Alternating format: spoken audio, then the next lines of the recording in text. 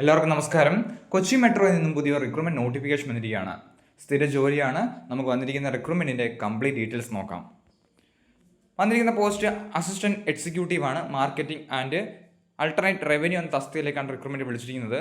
സ്ഥിര ജോലിയാണ്. 30,000 മുതൽ 1,12,000 വരെ ബേസ് സാലറി ലഭിക്കുന്നതാണ്. ഇത് കൂടാതെ അലവൻസും കാര്യങ്ങളും ലഭിക്കുന്നതാണ്. ക്വാളിഫിക്കേഷൻ പറഞ്ഞിരിക്കുന്നത് ഫുൾ ടൈം MBA ആണ് ക്വാളിഫിക്കേഷൻ. 60% മാർക്ക് നിർബന്ധമായിട്ട് ഉണ്ടായിരിക്കണം.